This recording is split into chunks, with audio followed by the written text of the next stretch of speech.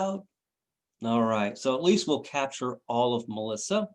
So without further ado, let me introduce Melissa Merida, our director here at the Floyd County Library, a person who has 18 years working in Indiana libraries, which will make him as a surprise because when I first met Melissa, she was helping us pass out trees as part of the Purdue Farm Extension Program, and who knew that she would be leading us at this very critical moment in the history of our library. So without further ado, let me introduce Melissa Merida, and we'll see you on the other side. All right, thanks, Melissa. Thank you, Al. Can everyone hear me? Is it coming through okay? Okay, wonderful. It's great to see so many names that I recognize and some new friends out there that I do not know. So I look forward to meeting you in person someday. It certainly has been a challenging year. And as Al said, I have done a little bit of every library type. I started out at Indianapolis Marion County Public Library, worked small branches, worked regional branches, and then worked behind the scenes in children's services and programming. And then lo and behold, I became the webmaster because nobody knew how to do the internet and I had an aptitude for it. So you wouldn't know that today as I fumble through trying to use Zoom, but bear with me as I switch over to a couple different programs. And then I took a couple school jobs. So I've also been there in the trenches and the media specialist, and so can relate to what they're going through right now. And then, as Al said, I left Library World for 6 years and worked for Purdue Extension here in Floyd County. And that's how I ended up down here.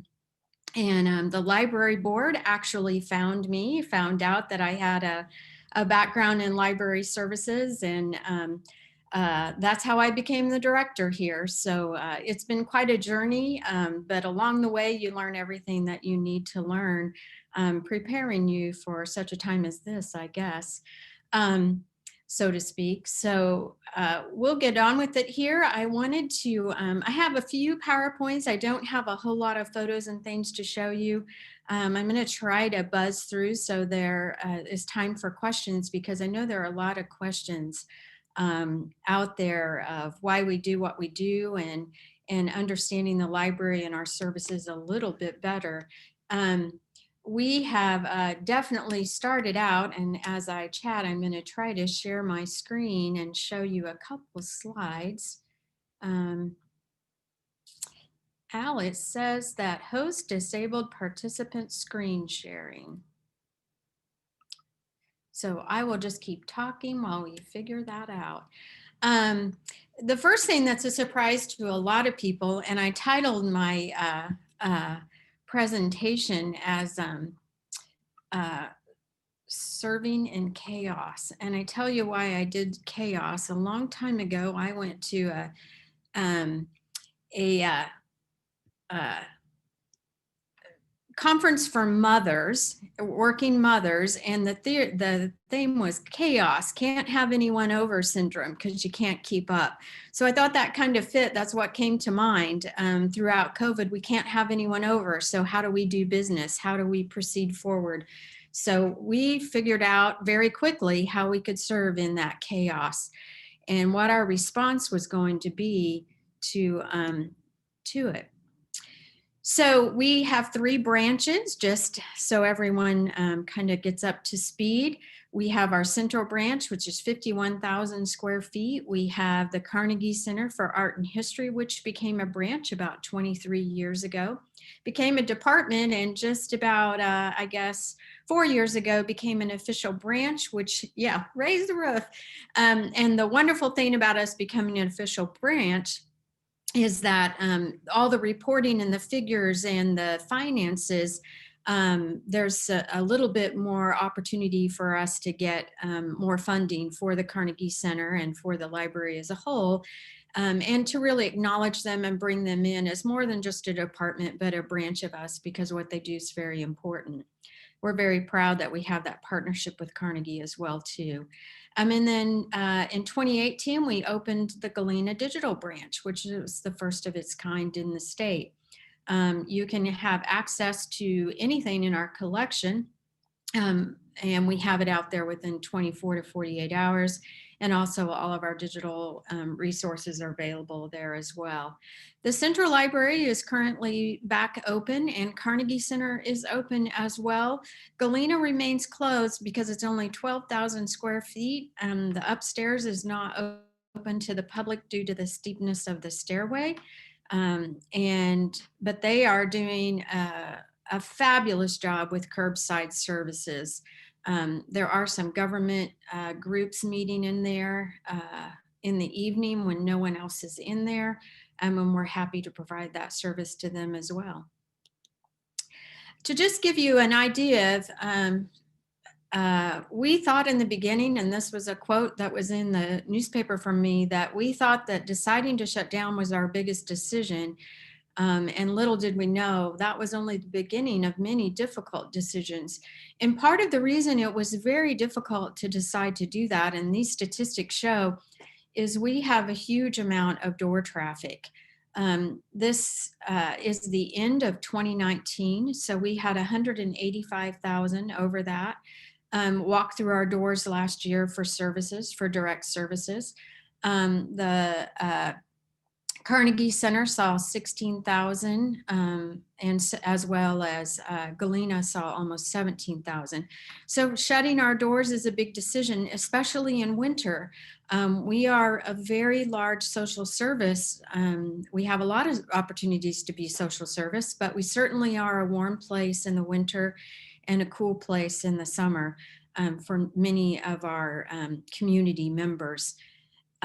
So it wasn't just, oh, we can close, we won't be serving very many people. We knew we were shutting our doors to a lot of people that depended on us. The graph to the, or the table to the right, that's how many computer uses we have by month. So we know we are also the roadway for many people onto the internet. They depend on us for Wi-Fi, they depend on us for our computers if they don't own them.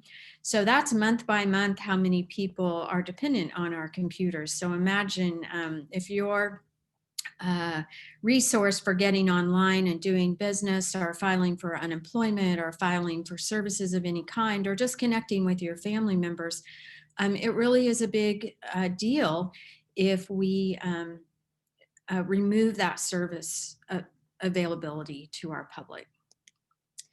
So what did it mean for us to transition to virtual? It meant a lot more than just shutting the doors and locking it. We had a laundry list of things that we had to go through and say, oh, we didn't think of that. And we literally had big sheets of paper up here in my office with a checklist. So IT could come in.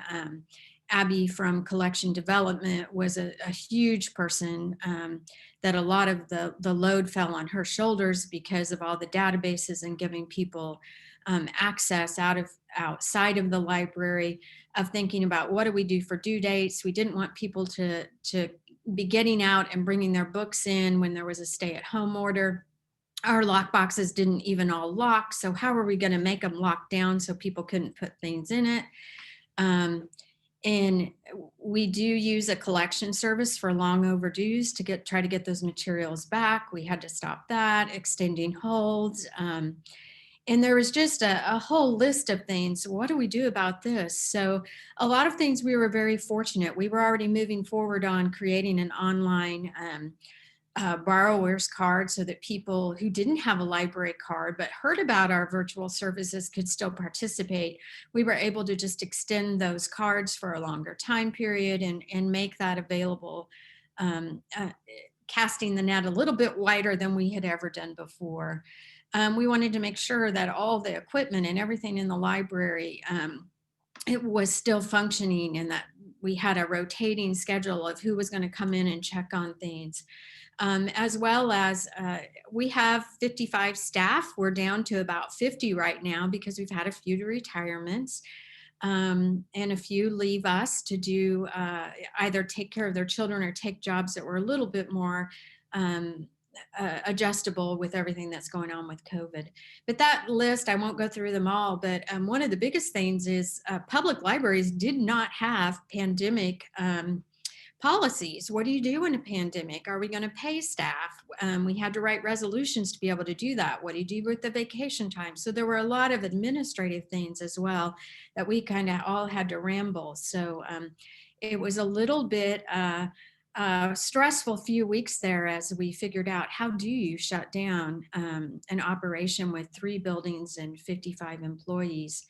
And writing all those policies. We have a wonderful board that jumped right in and really helped us navigate that as well too. And huge kudos to them because for a long time they were meeting with me weekly, which is a big thing in a volunteer role to do. So it was greatly appreciated. And most important, marketing, marketing, marketing. How do we let people know what's going on at the library? So our big transition was moving everything to virtual, also meant moving all the staff out. And what do we do with those jobs that didn't transition real well to a virtual or at-home work model? So we provided a lot of training. We use that time at home as a critical time to train. A lot of customer service, a lot of safety, a lot of what to do, how to clean, homeless services, new program ideas, training for what works best for virtual programming. So that just kept going and going and going. One statistic I thought would have been fun to have that I did not pull together, but I think we will for our year-end report is how many hours of training did our staff complete? Because we were also able to send a lot more people to virtual conferences than we've ever been able to do in the past, if it meant leaving the library and going somewhere. So we try to find the silver lining in all the changes that we did, and then communicating. So we wanted to make sure we're using tax dollars. So we wanted to make sure that we could communicate that those tax dollars were used in a very effective way. So the staff complete communications every week that come to their supervisor and come to me as well to document what they've learned, what their struggles have been. It was also a great way for us to keep our thumb on the beat of how are our staff doing? Are they doing okay at home? Are there needs that they have? So it was very important for us to keep that communication line going. And those are still going on. We found they're really a wonderful tool for us to communicate to one another. There were 3 teams that never stopped working: administration, facilities, and safety. We rotated through those to make sure that the bills were still being paid, payroll was still met, and the facilities were still in good shape and running, and that they were still secure. So that was much appreciated that those teams were still out there and going. We early on became very involved with Northside Christian Church sewing masks, and we made almost 1,500 masks. Some people were diehard old-time seamstresses, and then we had 3 or 4 people that said, I'll take a sewing machine from the makerspace and learn how to use it. So there were 7 staff members sewing, 4 staff members that were cutting masks for us so we could sew a little faster, and 1 delivery person that moved around the sewing machines, the masks, the ribbon, everything that we needed to do those masks. And we also did some as well for the staff when they came back. In a partnership with Floyd County government, we used our 2 3D printers from Galena, and they bought 2 more. And we had 4 machines at 2 staff members' homes working around the clock, 3D printing pieces for face shields for medical personnel. So we made some of the parts that went on them. Then those parts were taken to U of L, and U of L put those together, sterilized them, and sent them out to the hospitals. So our hospitals as well benefited from that. So that was another great partnership. One other partnership that we attempted that didn't maybe go quite as well as in the implementation, but the health department needed a larger call center and more people to make the calls. So we rallied and we ran, some of our staff ran 8 phone lines down to the auditorium. We were able to do it all in-house into our phone system and programmed the phones. And for a couple days, our staff did the tracking. I thought I had a picture of the staff in this room, but I do not. But the good news is the call center is ever needed again, all those lines are ran there, and we know that we can do it and that we can help our community with those types of needs. So planning for reopening turned out to be a huge project. Our staff was very concerned about staff safety, so that became pretty high on our list of how do our staff feel. We're not going to be good community service individuals if our staff doesn't feel safe. So that was a very high priority from the beginning, and as well as our public safety, making sure that they were safe in returning to the building. And above all, we've always prided on our quality of service. So we wanted to make sure when we did open that our service was still of the highest of quality and that we were following all health and safety guidelines. And really, we wanted to go above and beyond those safety lines. We decided to move in very slow phases, which maybe was not always popular with everyone in the community or with other libraries surrounding us, but it was real important to us that once we started a service, we were able to continue it. And then we had it started, and we had it started right with all the safety precautions for everyone involved. So we started May 6th with curbside drop-off. We had over 14,000 pieces of material out that needed to come back in the building and be quarantined. So that was a big task, and we had to figure out what kind of vessels we were going to use. We got real creative and made our own wheeled boxes that we could afford in a very inexpensive way to buy 30 of them so that they could rotate and change where we checked in, and marked off all the social distancing and all of that for our staff. So that first week went really, really well. So this phase 2 started the very next week that we added curbside pickup for holds. And the interesting thing about that, it has been wildly popular. So that will probably never go away, because we know there's always individuals who maybe they have a sleeping child in the car and they just want to pick up that library book, or they're physically having some physical issues that they can't come into the library. So we want to provide that ongoing. So we're still looking at how that will happen. We also at that time started document scanning and faxing and printing.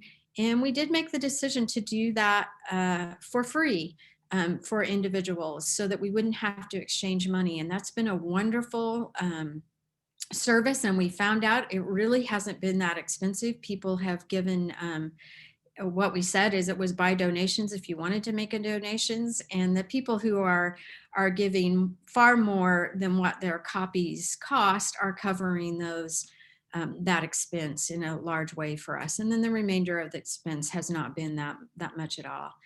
Phase 3 were computers by appointment, because we knew people needed that access back to the computers. That was perhaps the hardest implementation. We moved computers, we social distance them, we put them in study carrels so that people are surrounded and kind of off on their own.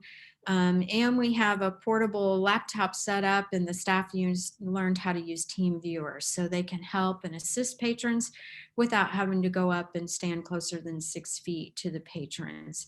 So that's worked out real well. And again, just shows how we can be creative in times we need and still provide great service. Phase 4 is browsing the collection.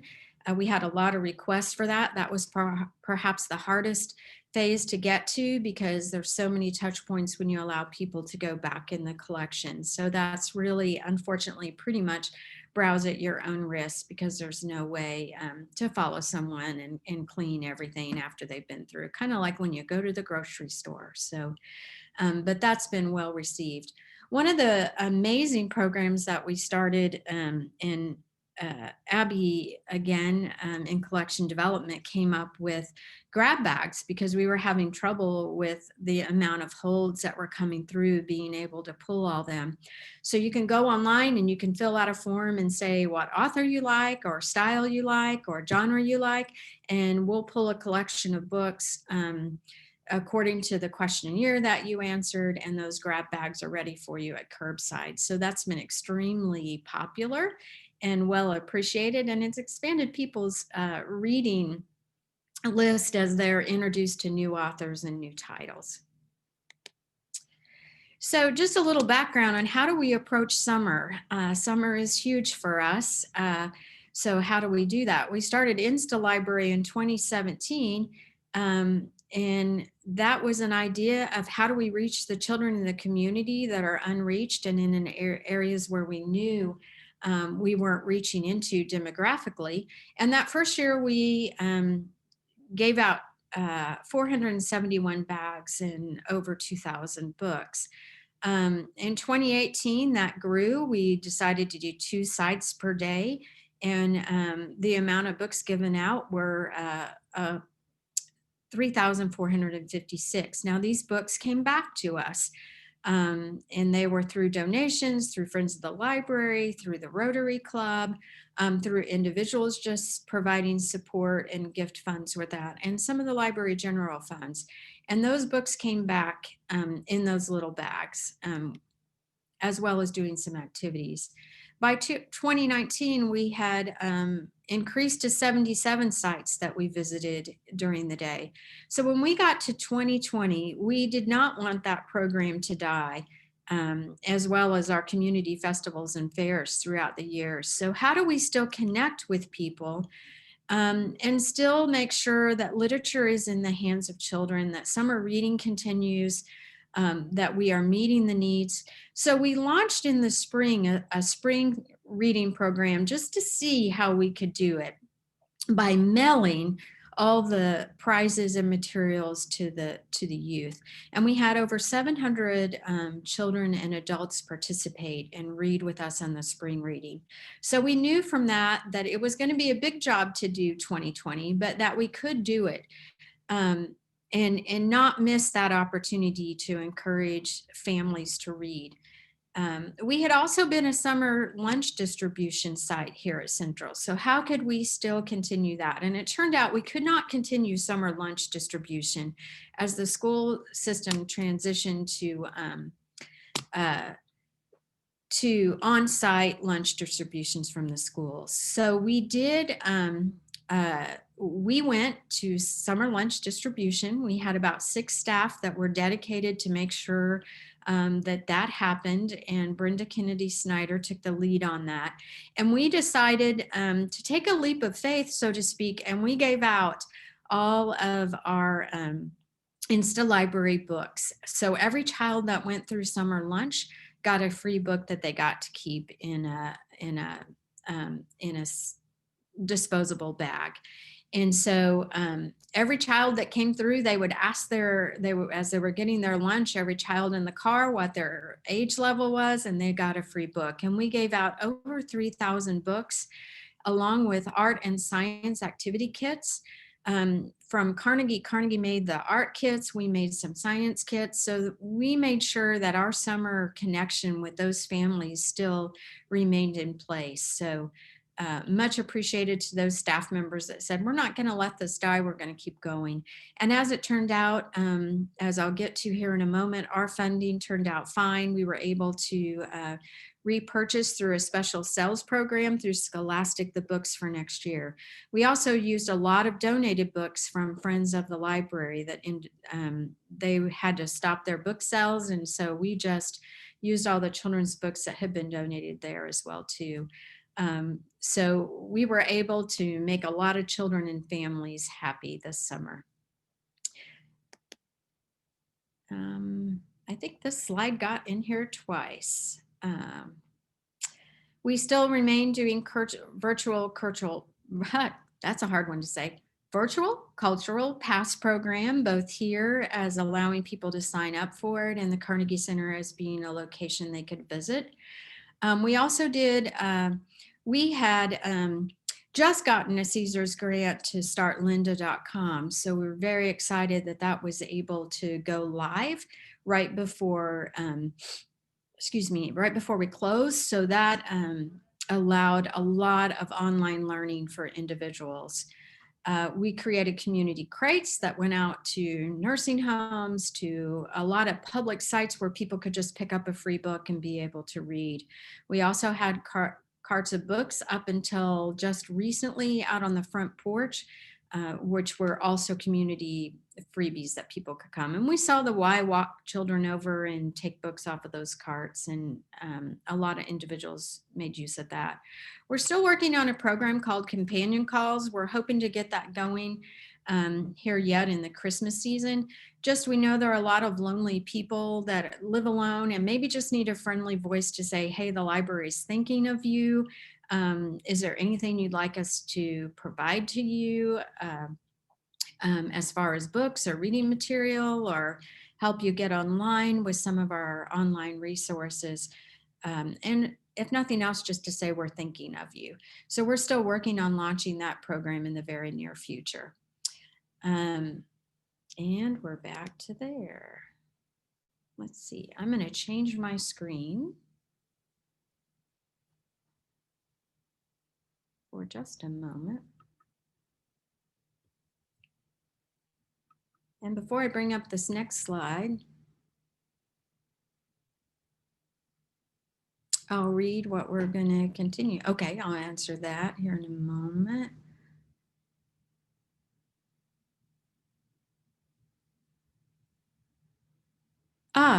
The science activity kits, they did not really target a specific age group. They were more family oriented. They were pretty simple ones. I can't think off the top of my head. Laura, you might remember some of the specific ones, but they were, I think there was a seed growing one where you logged the growth and the development of the seed. Laura, can you remember some of those kits? Sure, I can. Yes, there was a kit where you got a small little compressed circle of soil that you put down in a cup. And then, as Melissa mentioned, you added some seeds, and there were different questions you could answer and different measurements you could make to get that learning at home aspect in there. We also had something, and Brittany Kennedy Snyder may be able to speak to this. We had a kit that was, it was these little balls that you put in liquid and they absorb the liquid. I forget what those were called, Melissa and Brenda, but I remember that we definitely had those kits as well. And I'm sure that they demonstrated some kind of principle, but again, I can't recall exactly what the essence of that kit was, but we had a lot of fun science kits, definitely. Thank you, Laura. Okay. Someone else is asking what kind of virtual services we plan to continue. First off, there's no foreseeable future of when we're going to do face-to-face programs. That still remains a little bit iffy on what we can do there. The second part I haven't gotten to quite yet, which I'm going to transition to, is what are we doing with buildings and with funding during this downtime? And part of the reason we won't be offering anything here in Central for a while is the whole lower level is under construction, whether it be painting or installing life-size trees and reading benches in children's, as well as some new furniture. And those projects were going on prior to COVID, but it's allowed us to do a little bit more than we had planned. The auditorium is under a facelift, getting new flooring and some new drywall and some paint and some much needed TLC on the auditorium room. And that was the room that I showed you with the call center. So it's a little dated. So we're going to give it a little bit of a facelift and a new sound system. and rewire it a little bit better for this century. The back entryway has already been completed and remodeled, and we'll be going down the hallway as well, giving it a facelift. And as we do that, we're striving really hard to update the wiring and the digital services throughout the building. Indiana Room is just about moved. It's moving upstairs to a 3,000-foot glass enclosure. The glass is up. The collection is moved. For the first time ever, the entire Indiana Room collection is going to be in one place. It's currently behind the scenes in the library in a storage area. It was where the Indiana Room was, and it was across the street in the old Bookmobile garage. So that project is, I would say, about 85% moved. Still quite a bit of work to do, so stay tuned. We'll do some kind of ribbon cutting, probably virtual. The other thing that we've really learned about virtual programming is we are reaching far more people as far as casting that net wider and inclusive through some of our virtual programming. So I think that not only us, but all public libraries are kind of thinking this is a good thing. And maybe we want to do hybrid programs where we're doing it live with people in the room, but also providing it virtual for those individuals who want to participate, but maybe are homebound or live farther away or don't have the transportation. So I think a lot of the virtual programs will at least continue in some form of hybrid format for us. I don't know, curbside service. Oh, thank you. Additionally, the curbside service should remain in my opinion. And we agree with that. It's just been really appreciated by individuals and honestly kind of a fun service for us to be able to provide as staff as well. Love the grab bag concept. Yeah, that's been wonderful, Myra. I'm glad that you're enjoying that. On the first slide where you did.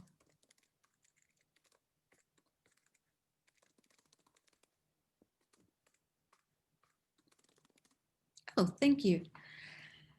Yeah, those digital services, that's been the other great silver lining is our digital services have increased. And that was we have a flyer that we created in September just to kind of look at some of those statistics. And I was trying to share that with you. If you'll bear with me, I'm going to have to scroll for you. I can't get it to go full screen. But this is an awesome, did that share? Maybe not. Let's see. Let's try that again. Here we go. So we were able to pull some statistics together because we just wanted to see how we were doing. And we'll do this again at the end of the year too. And I believe these flyers are still available here in the library. But at the start of September, we were at the 24,000 mark of items checked out by a curb service. So we were really excited about that because that was only June, July, and August, a little bit the end of May that we provided curbside pickup. But our increase on digital ebooks and audiobooks increased by 51%. Which we were thrilled about because we want those digital services that we pay a large amount for to be utilized. So the more they're used, the more that goes cost per use, making them continually available for us. So we were very excited to see those numbers. And I can't hardly wait till we put them together for the end of the year because I think we're going to have a huge growth in that. And that is just Overdrive and Hoopla. That does not include all the other databases. A lot of companies were very, very giving in those first few months with all the stay-at-home orders. And they allowed us to use databases and provide them to the community in a way we had never been able to do, such as, I can't remember the one for the Indiana Room, Ancestry.com. that's one database that it's their rule that we can't allow people to use that from home, but they allowed us a community password to allow people to use it from home. Hoopla and Overdrive as well provided a lot of free material that patrons could use as well too, rather than us having to purchase it. So on Overdrive, we do curate that selection in Overdrive. We pay by the title for the books to be on there, just like we would for the shelf. And on Hoopla, we don't pay for the material until the patron downloads it, which is why you're limited to 8 downloads. We had 55,000 items as of September, the first week of September, returned, quarantined, and shelved. So that was a huge undertaking for us to quarantine all of that. There was a lot of debate out there. I'm sure many of you have followed on the virus and how it lives on items and things, but their books are a little bit different because you have them open and you're closing and you're engaging with them a little different. So the ALA went from saying 14 days and public libraries said 10 and somebody else said 5. So we just said, you know what? And then it got down to 3 and we just said, we are going, that seemed like the average that came out were 5 days. And our items are just quarantined for 7 days. So, and then they're put back out on the shelves, 5 to 7 days. Depends on the weekend, I guess. This is the wireless usage. We turned our Wi-Fi up as high as it would go at all of our locations and promoted it like crazy that there was free Wi-Fi. So a lot of people were in our parking lots using the Wi-Fi or on the front porch during the summer. So the numbers there are all from the Wi-Fi and the print jobs as well too. And over 26,000, almost 27,000 holds were placed. And we're very excited that we had 477 borrowers that created new library cards online. So we're looking forward to them coming into the library and getting to meet them. Virtual programs did really well for us. And again, this is just through September. The other really wonderful thing about virtual programs, if you miss them, there's still an opportunity to engage in them because we're recording most of those and saving them. Now, our story times do come down after a while because the publishers only allow us so long of having those online. So you will see things kind of come and go. It depends on what we've negotiated for that. We had 178 virtual programs by the 1st of September, and they ranged in everything from yoga to stories to music to crafts to all the lunch and learns continued, drawing classes. And we had almost 3,500 participants and 22,600 minutes on Facebook. We thought that was kind of a fun, yeah, Laura's clapping there. And then that shows you the rest of them. We are very excited to see that 371 courses were completed on Lynda. So that was a great start to a new service that is made available through the grant from Caesars. And we are going to continue that. We're using some funds from the library budget to continue Lynda. We felt like over 1,900 learners, individual learners, was really a great number for us. And so the way Lynda works, you can take a whole course, which lasts several weeks, or you can just watch educational videos on a variety of topics from how to use Word to how to use your iPhone to sign language. There's a lot of different possible courses that you can take there. So over 8,958 videos were watched by then. And then our summer reading, we usually see numbers around 5,000 to 6,000 for summer reading over the last couple of years, but we were very, very pleased with the numbers that we had for spring and summer reading participants and cultural pass participants. Because it's a little bit harder to get people to sign up when they're not coming through our doors. So it was a lot of work to really make sure that people knew about it. We also do a huge partnership with the schools and visit every classroom. So this was purely by Facebook and Instagram and word of mouth and emails that we were able to get people to sign up. So we are still pretty proud of the summer reading numbers. I'll stop sharing here.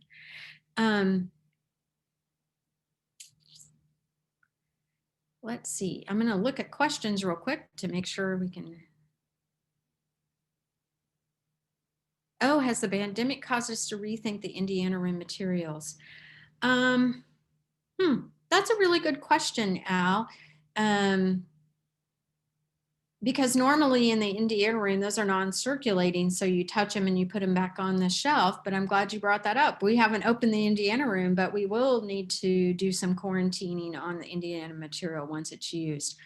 As far as our computers and the microfilm readers, excuse me, and all of that, we do clean it after every use. We also provide wipes for the public for every use. And as I say wipes, I'm going to tell a little bit of a funny story. Part of our issue with reopening was we could not get wipes. And it was also a determining factor on closing. We could not get the cleaning chemicals and materials that we needed to be able to clean the way we felt was necessary to follow the guidelines. So we actually purchased the liquid hand sanitizer from Huber's, and we make our own wipes. We found a supplier that would provide us the canisters and the towels that drop down into it. And so since May, we've been making our own wipes utilizing the chemicals that we get from Huber's. We do have, I don't know the name of it. We just call the green gun that sprays a fine mist everywhere. We use that every night on all the tables and chairs to clean the upper level. It's also another reason that we took advantage of closing the lower level. One, with moving Indiana room and all the construction, it was a good time to do construction and keep it closed. But the other is it's really difficult to keep up with this entire building on the cleaning. And we weren't sure how to address all of the touch points in the lower level. So it was really important to us to make sure that we could open safely. And it has definitely caused us to rethink a lot of the ways that we do business. Thank you, Miss Elmer.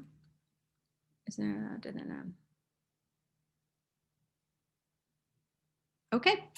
Brenda, kudos to Lewis for marketing. Yes, our marketing coordinator is absolutely fantastic. He's also our webmaster, and he has just done an amazing job on all of the marketing for us. Laura, who's on here too, has really pitched in and helped with that as well. Laura's taken over a lot of the virtual book clubs, and I will say that virtual book clubs have done much better online than they have in person. So that's been one thing that we know will continue. You know, Al, I see your question about will the library be involved in the vaccine effort? That's a really good question. At one point when we were talking a lot with the health department, that was brought up that we might be a location. I haven't heard anything since. I will add that we have done blood drives continually throughout all of this in the building. Even if we're under construction, we clean up that room and we make it usable to do blood drives, as well as a lot of staff members have given blood. We know that's really important to maintain that partnership and to actually go beyond maintaining it. We have increased the number of blood drives that we use. And to my knowledge, every blood drive has been full with donors and they've turned people away. So however we can help in that way, we continue to be available for that. Have I missed any questions, Laura or Al? What other questions do you have?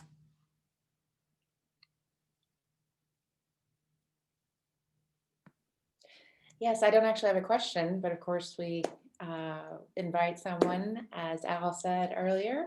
If anyone has a question you'd like to ask in person, you can unmute yourself and let us know what's on your mind. So we invite you to do that as well.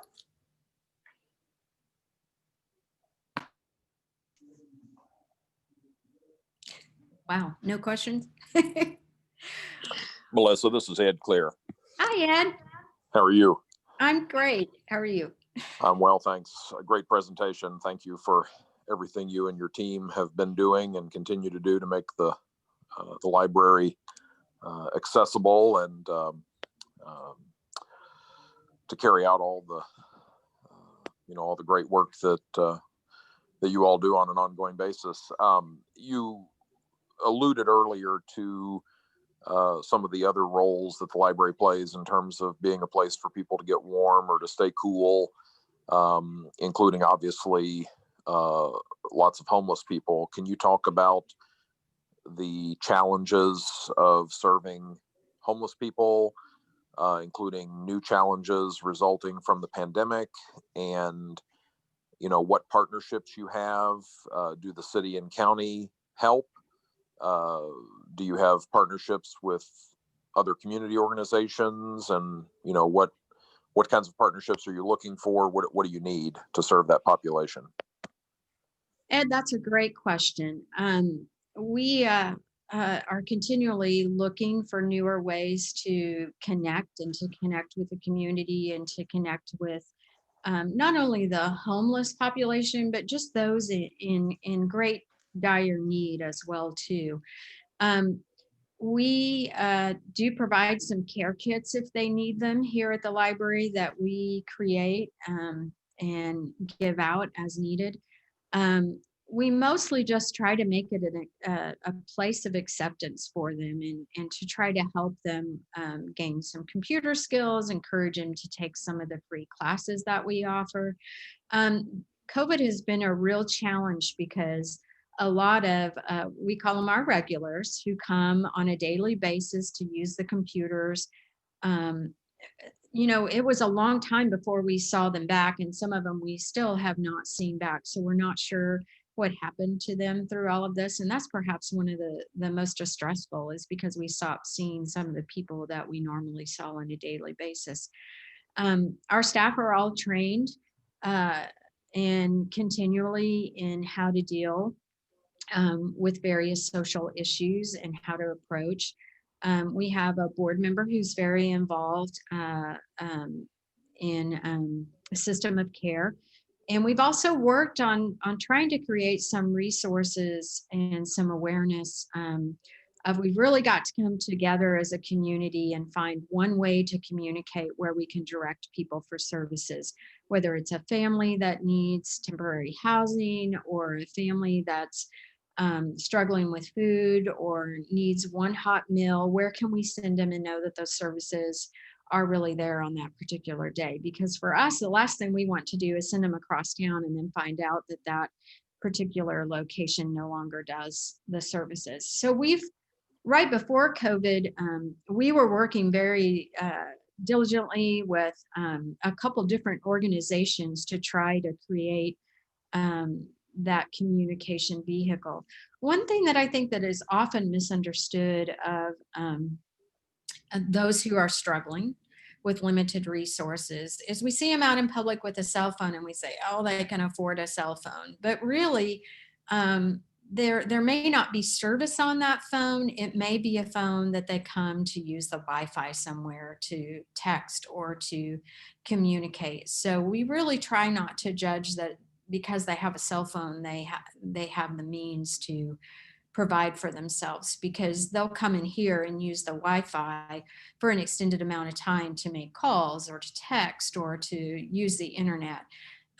So some of the resources that are out there for the homeless, once they leave our doors, are not really useful to them if they're all online. So we're really working to figure out how to communicate and how to capture services for them that they can use both in here and outside of the library. We are currently in conversations with Dare to Care on expanding some services here at the library with Dare to Care. We have hired, social services has become such a big need in public libraries that now Indiana University has created a major that when the student finishes, they will have a degree in social work and an MLS in library services. So that's kind of a little unknown. I'm going to throw this in there. To be a librarian, you have to have a master's in library science. So this will be a unique degree program that will kind of follow both of those paths. We have already hired an individual who is going through that program. So he is working on his practicum now and his MLS at the same time. And he is helping us navigate some of the programs that we're starting, like companion calls. So we are very thankful to have gotten one of the first students to go through that program, and that he found us in a job search for a clerical position, but we've started him in a position that's kind of split as a social work intern. So I don't know if that answered your question, Ed, or if that helped. But anyone out there who has services or social services, we'd love to partner with and provide an opportunity to have it here in the library. Yeah, I appreciate the answer, Melissa. You know, it struck me that you talked about the people that you haven't seen again, and you don't know what happened to those folks. You know, I think so many, you know, so many homeless people suddenly found themselves without any of the things they normally relied on. You know, when things started closing down, and you know, whether it was just a place to get in out of the elements, or a place to you know, use the restroom, clean up, things like that, water fountain. I mean, you know, all those things that most of us have the luxury of taking for granted suddenly disappeared. And yeah, excuse me, it's very troubling that there are folks you haven't seen again. Hopefully they you know, found someplace else where they could get their needs met, but it's troubling nonetheless. But thanks for all the answers. Melissa, we actually have a question from Myra. She said, from our chat, she says, I'm curious, do Gen Z and millennials utilize the library as much as baby boomers and older? Actually, yes, and probably statistically more, surprisingly, especially in the lower level with children and families. And we can statistically tell how many children have come through. We don't always give those statistics because it depends on height, so that's not always telling, especially when we look at teens. And interestingly enough, that is a trend across the library as a whole, across the nation.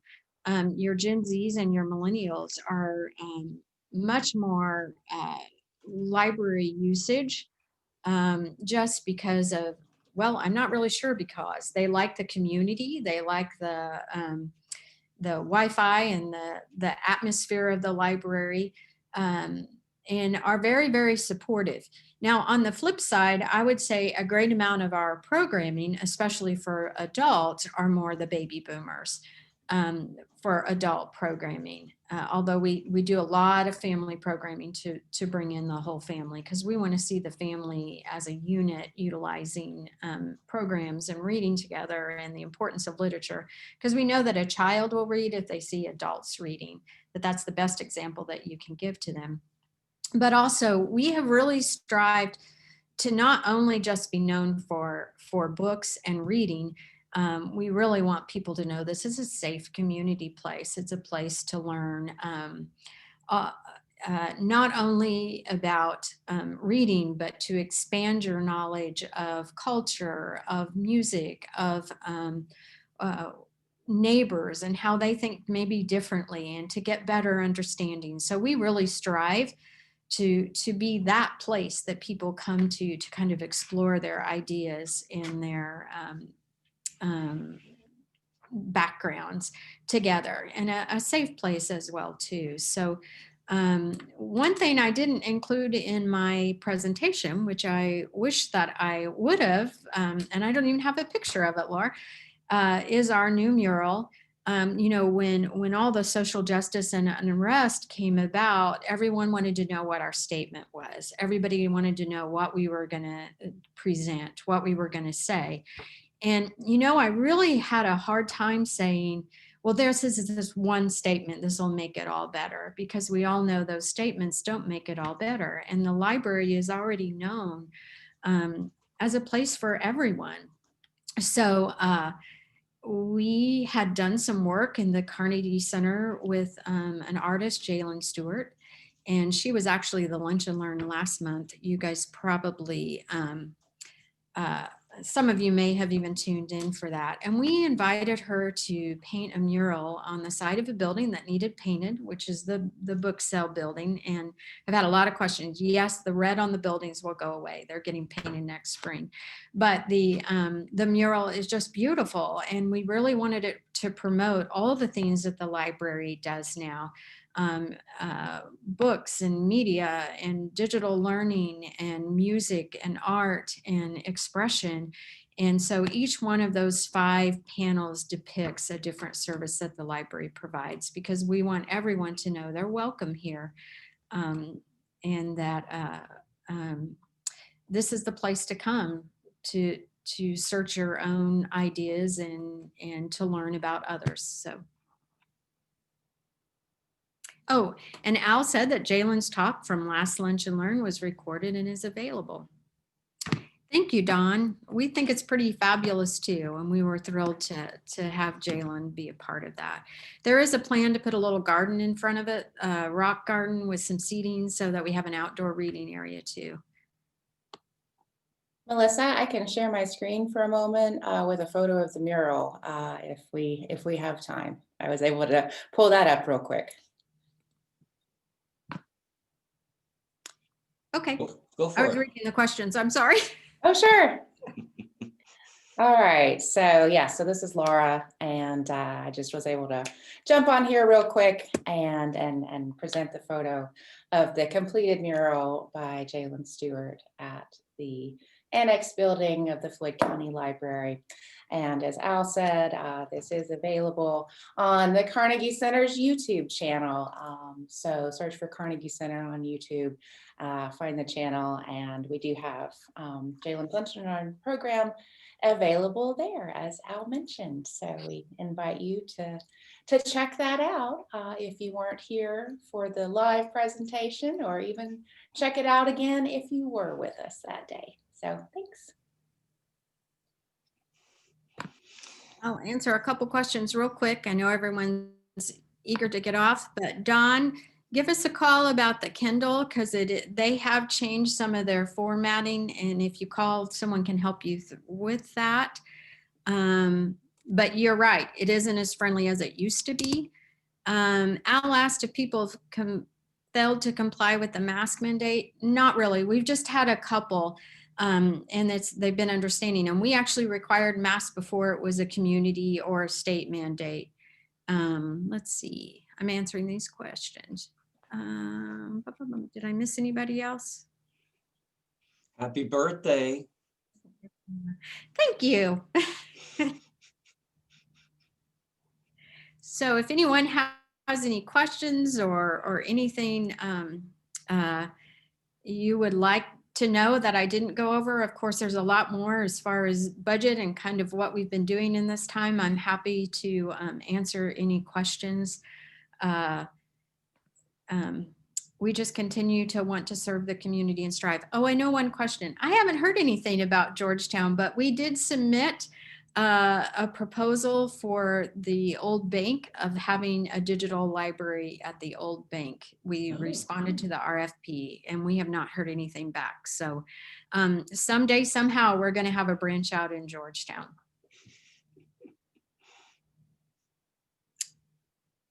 Any other questions?